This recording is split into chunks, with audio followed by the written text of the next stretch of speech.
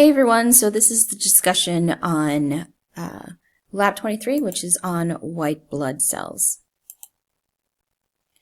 So in this lab, we'll be doing a total white blood cell count as well as a differential white blood cell count. So basically counting up the different types of white blood cells. Just going over the composition of blood, we know that blood is made up of both liquid and solid components. The liquid component of blood is plasma, which is the non-living fluid matrix, making up about 60% of blood composition. We know that plasma, or the liquid portion, is made up of water as well as dissolved stuff such as ions, nutrients, and gases. Then we have the solid component of blood made up of the formed elements or the different cells. Within blood, we have the erythrocytes, which we talked about the last lab. The red blood cells making up about 95% of formed elements, about approximately 5 million cells per microliter of blood. And then we have our leukocytes, which are also known as our white blood cells. Leukocytes, we have about 5,000 to 10,000 cells per microliter. We also have thrombocytes, also known as our platelets. These are the clotting cells. These are the fragments that break off the larger megakaryocytes. And our platelet count can be anywhere from 200,000 to 400,000 cells per microliter.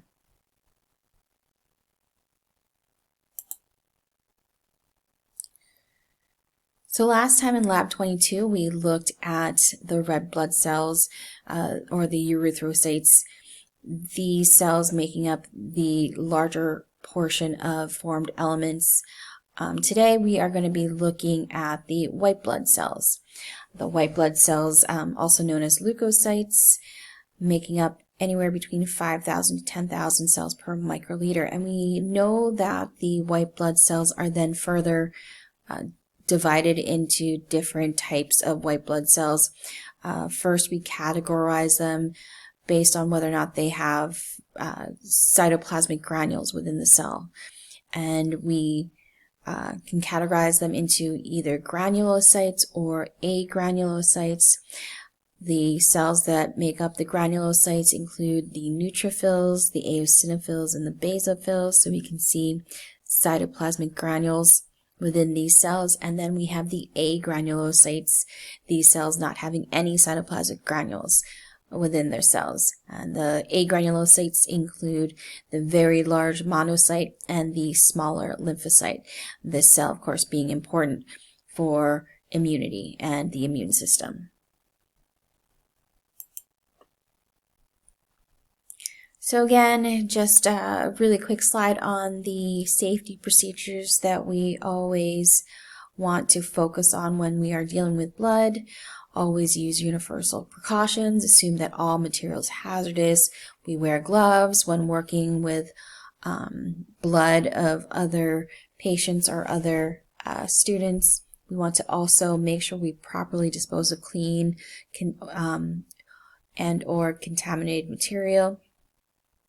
We probably dispose of and clean up any contaminated material by placing lancets and contaminated sharp or hard objects into the sharps container, soft contaminated material or contaminated material in the biohazard bag.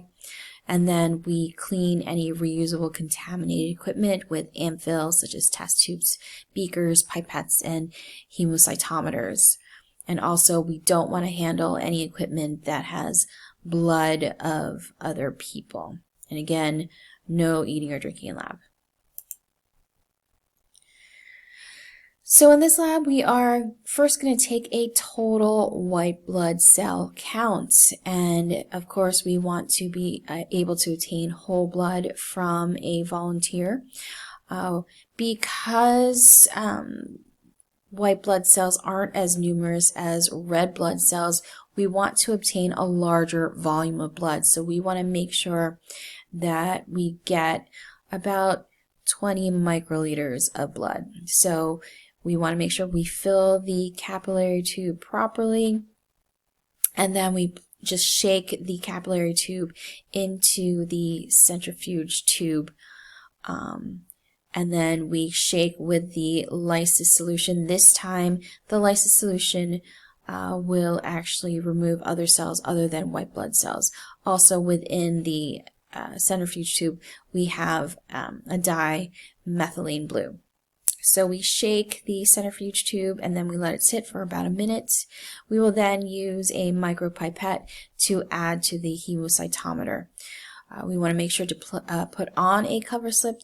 Again, the cover slip will not cover the entire surface, but we want to make sure that the cover slip is centered within the hemocytometer.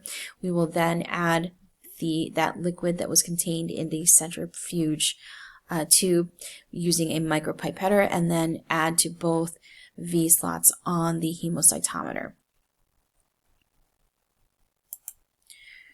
So again, we introduce the micropipette with the fluid to those V points on the hemocytometer, and the capillary action will allow the blood to move into the hemocytometer over the grid that we see on top of the mirror. So this is the grid that we will see, just like when we did red blood cell counts, except with red blood cell counts we counted this middle square and then we counted five squares, and there were, within the squares it was a 4x4 grid. This time, however, we are going to be counting all the cells in squares A, B, C, and D. And we expect roughly about 25 to 50 cells per square. So we want to make sure when we count, so this wouldn't be an example of what we would see in the squares A, B, C, or D.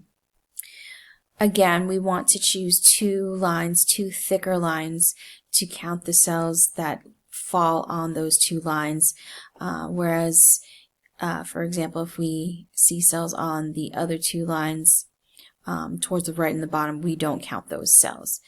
Now, when we look at the grid under a microscope, we can see that we want to count within the thicker white line. So that is the square that we are going to obtain our cell count from. And then this is what it's going to look like when we look at it under a microscope. So again, we are going to expect about 25 to 50 cells per square. So you can actually see the cells in this bottom right picture, and you would start counting, 1, 2, 3, 4, 5, 6, 7, and and then we would like to record that count, and then you want to count the cells in squares B, C, and D as well. Now, to calculate the concentration, again, we will add up the number of cells in those squares and then multiply by 50, 50 being that dilution factor. It's going to be a lot smaller compared to the dilution factor of the red blood cells. So to make it easy, let's say we had 50 cells in all four squares. So 50, 100, 150, 200, and then we multiply that by 50. So if we multiply 200 by 50, we will get 10,000. So about 10,000 cells per microliter. And the normal range for total white blood cell, of course, being between 5 to 10,000 cells per microliter.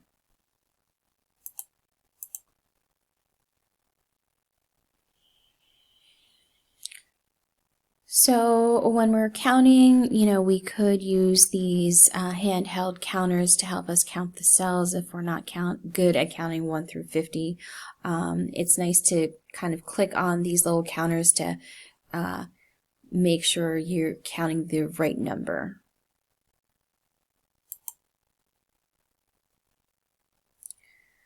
So the next part of the lab is doing a differential white blood cell count.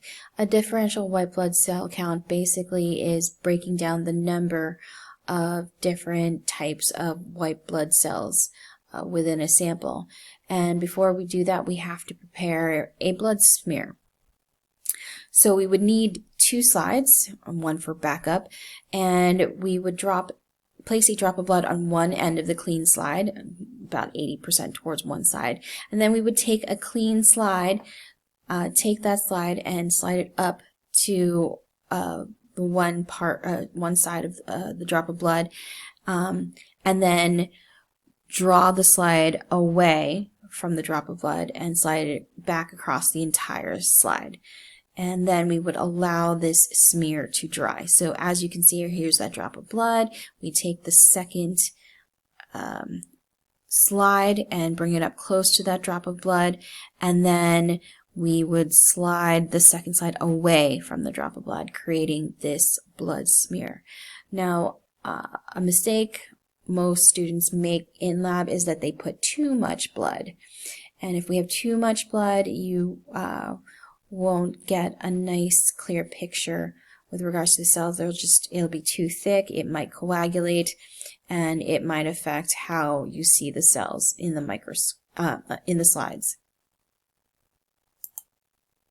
So here's just a quick video as to how you would obtain a blood smear, and I will also mute the volume if I can get it to play. There you go.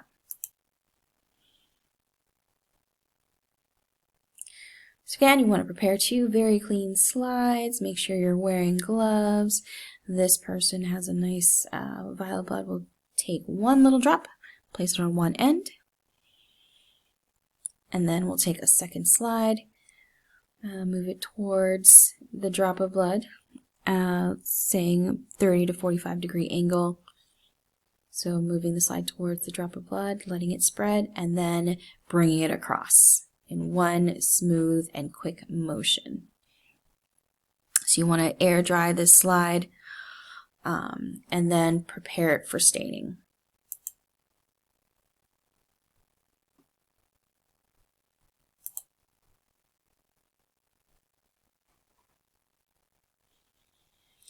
So once we have allowed our slide to dry with our blood smear, we then want to stain the cells that are on the blood smear. So first we would dip it about 5 times in the first solution, which would be a fixative solution. Then we would dip it again a couple times, about 5 times, in solution 2, which is the stain. We would then dip it again 5 times in solution 1, which is another fixative. We would rinse it with some distilled water, and then we let the slide dry. So at this point, after we've prepared the slide by staining, we want to start counting about 100 cells. And at this point, we should be able to identify the different types and then determine the relative abundance of these different types of cells, or different types of white blood cells. So what they recommend is that we count the cells towards this little feathered edge of the blood smear. And if you perform the staining correctly, you should be able to see the different types of white blood cells. We talked about the white blood cells during lecture. So we have our granulocytes versus our agranulocytes. And here we can see the different types of white blood cells lined up based on their prevalence. Again, we use that mnemonic, never let monkeys eat bananas. But here it doesn't seem to appear that they're in order of prevalence, but that's okay. So first, one of the most numerous white blood cells that we will see is the neutrophil. The neutrophil, of course, being a granulocyte, meaning it does have granules within the cytoplasm, and they are neutral staining granules, so you won't really be able to see too many. But neutrophil being the most numerous, we also can see cells with a multi-lobed nucleus. So you'll see many lobes to the nucleus of the neutrophil, and there will be plenty of neutrophils for you to see. Another cell that you will see, one of the larger cells, again, when we're talking about coins and relating coins to these cells, the monocyte would be the quarter of the bunch. So it's one of the largest cells, and for me, the nucleus of the monocyte is usually kidney bean shaped. and it's just one of the larger cells. Another cell, it's the least numerous among the cells, is the basophil. I like to compare this cell to a chocolate chip cookie, or call it a chocolate chip cookie cell, because it kind of does look like a chocolate chip cookie. You have those very dark staining granules within the cytoplasm, kind of occluding the bilobed nucleus, meaning you can't really see the bilobed nucleus. What you can see are these dark staining purple granules within the cytoplasm. Another cell that's the second most numerous, which is lymphocytes. The lymphocytes, of course, cells that are very important in immunity and our immune system. With a lymphocyte, I like to say that it has a fried egg appearance. So you have this very large centralized nucleus and a very small rim of cytoplasm on the outer edges. Now, the lymphocytes are relatively small compared to the other cells. For me, I like to compare this cell, if we're talking about coins, as the dime in the bunch. So it is the smallest of all white blood cells. However, it is the second most numerous. So you will encounter many lymphocytes in your blood smear. The next cell that we can see here is the eosinophil. Eosinophil, named for the dark red stain that stains the cytoplasmic granules within the cell. It's very red. Again, when I think of eosinophils, I think of parasitic infections, as well as allergic hypersensitivity reactions. But with eosinophils, you can see that it's very red or dark pink, and it has that indicative bilobed nucleus.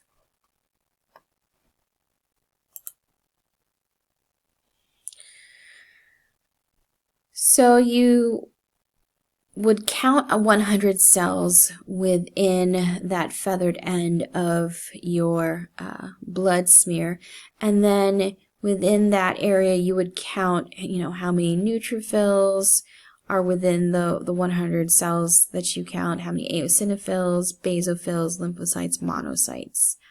And at this point you can see whether or not, it adheres to the relative abundance of the different types of cells. And we use that mnemonic, never let monkeys eat bananas. We know that neutrophils make up roughly about 60% of the white blood cells.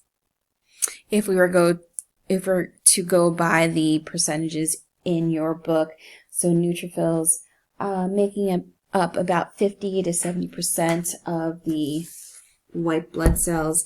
Then you have the second most numerous, which are your lymphocytes. They make up about 20 to 40% of the white blood cells. And then we have monocytes only making up about 2 to 8% of your white blood cells. And then we have our eosinophils making up about 1 to 4%. And then finally, the least numerous are your basophils. And basophils are actually kind of hard to find, and which is good, because you don't want to have a large number of basophils. Usually that indicates disease. So basophils making about less than 1% of your differential white blood cell count. So again, you would take a look at your blood smear, count 100 cells, and then find out how many neutrophils, eosinophils, basophils, lymphocytes, and monocytes are within that count. And then from that, you divide by 100 and then get the percentage of those cells.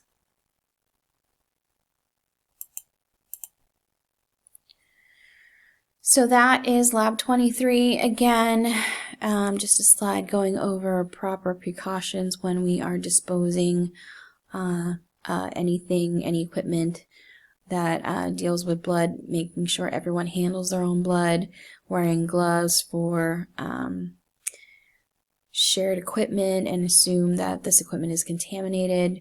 Again, you put lancets and slides in the sharps, soft stuff such as Band-Aids and gauze and plastics in the biohazards, clean any spills on the bench with Amphil, and then you can, with our hemocytometers and cover slips, clean with Amphil and bleach first, and then rinse well and dry.